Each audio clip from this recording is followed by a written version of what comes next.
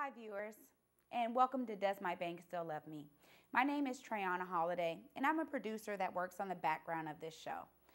I listen to the topics that we talk about every week, and as a student at UW-Tacoma, I can only help but to connect them to the larger urban issues that our city and many cities across the world are facing. Today, we want to take a slightly different focus and target those issues and see what our expert Leron Liftic has to say about historical banking practices that have led to segregated neighborhoods, gentrification, sprawl, redlining, and zoning practices that the banks have actually contributed to. It seems really upsetting to many people out there in communities that the banks have been allowed to do this, that the government has allowed them to have practices that really negatively affect us as citizens. I really hope that what we're talking about today reaches out to you viewers and to you who are in communities who may not even own a home, but these issues have affected you and your neighborhoods. Thanks. Hi, welcome to Does My Bank Still Love Me? I'm Jackie Benster. I'm sitting here with Leron Liftic and Triana Holiday. And as Triana introduced us on the prior segment, we are going to be talking today about some pretty serious bank issues. So, Leron, we're going to put you on the hot seat today. Apparently. Yeah, going to be fun, I think.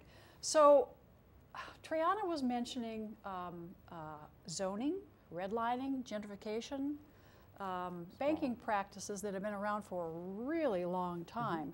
I mean, you can trace this back, the zoning especially can be traced back to the ghettos, you know, in Europe and, you know, back into the Middle Ages, for heaven's sakes. So we live in a wonderful country where I think we always try to make things better. I think that's one of the best things about the United States. I think we're all looking for ways to make things better. Do you think there's a way to actually beat this? The zoning practices as they are now? And how, I mean, given that they've come forward from such a long place, how have the American banking laws affected? Why is it still going on? You know, I would hope we'd be doing better now than we are. Well, largely I think that's driven by the fact that we live in a capitalistic society. Yeah. So, you know, people are not, banking industry doesn't have a moral, corporations don't have, are not held to a moral obligation to a high degree. You know, there's a flavor of that, but to a large degree it's driven by profit. And from that perspective, that's what drives that. So if it's driven by profit, and the people who profit from the profit are, of course, both the people that work in the bank and from the shareholders in the banks. Correct. Then how are we going to effect a change on this? Is it going to have to come from the shareholders? If Yes. it's not from the corporate culture, it's got to come from the ground up, right? It has to come from the ability for the shareholders to see that there's greater profits in redefining the social paradigms or socioeconomic paradigms that were around when the evolution of the banking industry was created. So kind of acknowledging that there's a shift will provide access and opportunity and a point of view from the shareholders, and that's what they care about, is delivering profits to the shareholders. And until there's you know, some sort of verification, some sort of realistic shift for that the banking industry acknowledges, which is really to say, like, hey, you know, these paradigms are dated, they're no longer an effective ratio or percentage with which to consider how you're going to allocate profits and investments, you're really missing out on something. Until that piece is created, until there's opportunity elsewhere, until that's created and defined and compartmentalized and offered to the market in a valuable way, I think it's a long road. Yeah. You know? And then that doesn't even account for all the political issues and Right. you know, Yeah. other social issues around it. I mean, with that being said, talking about it coming from the ground up for a change to really occur, do you think that the fact that change hasn't occurred with some of these systems is because the ground up isn't as strong as it could be. Yeah. I mean, I'm wondering, okay, like with gentrification, so to speak, right? That is a profitable process for banks, right? Yes. So that's why it's continued on. Yes. But when does profit ever come head to head with justice or equality or, you know, hey, for the benefit of all mankind type of thing? When do those things ever come to a head, or do you see that they don't ever? Well, I see that really largely as a political issue, insofar as saying, like, what's the role of government in regulating to a moral authority? And, you know, that's really what is at the heart of the issue. And that comes down to, you know, a basic dividing line, which starts with, you know, on the way extreme anarchy, and on the middle, you know, I would call, you know, Republican or Libertarian, something in there which kind of says either from anarchy, everybody just do whatever they want, to government playing a limited role insofar as all they do is facilitate commerce and protect the borders, you know, from on a national perspective. And then everything else is up for the people to create, which is why America's the most prosperous nation in the history of the world, is the idea. And then kind of starting to move over here would be like on the far end would be communism or Marxism, socialism, and then somewhere in the middle it would be Democrat, right?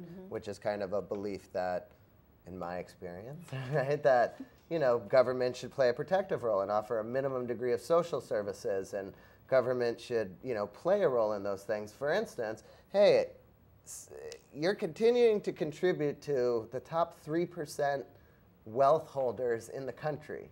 So it is profitable, but to an extraordinarily small percentage of the population. And the impact is on a large percentage of the population. So there's an opinion that looks like the commerce is at the cost of what makes the country great, which is what is eroding the country. So that's what those two opinions look like to me. And so that's what I think is kind of why you see that stretch. Right, right. You know. Well, that's what I mean for me, and this is why I wanted to really do this, is because as a student, I'm learning so many things that are making me go, whoa, wait a minute, how did we have, you know, the Declaration of Independence, the Civil Rights Act, or, I mean, all of the 13th, 14th, and 15th Amendments that basically said, okay, everybody has equal rights, every man can vote, you know, we're going to...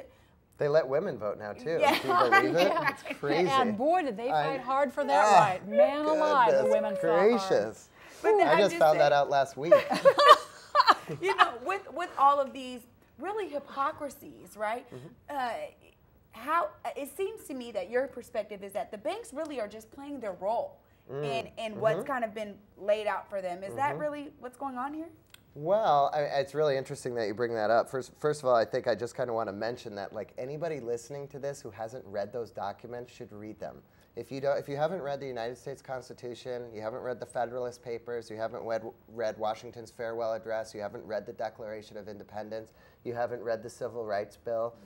These are documents that I relate to as, you know, part of history, and they create freedom, and the Declaration of Independence is about all men are created equal and end social inequalities. And I think it's important to really read those documents to see what they are for you, because, you know, I think there's a lot of misconstrued information about what they are. And I think in terms of, if you want to kind of see inconsistency with the way the country works, right, if you kind of get enrolled in what the perspective of the Founding Fathers is and what the Constitution was written about, and then see how things actually play themselves out, I think you'll see a lot of those disparities on both sides of the coin, on both, you know, either from the Republican, anarchist, libertarian, Tea Party view to Democratic, liberal, socialist, Marxist, communist view. You know, you'll do all those spans. There's a lot of inconsistencies. So I just kind of want to mention that, and I see that we have to take a break, but I think it would be great to answer your question when we get back. Right on. Okay.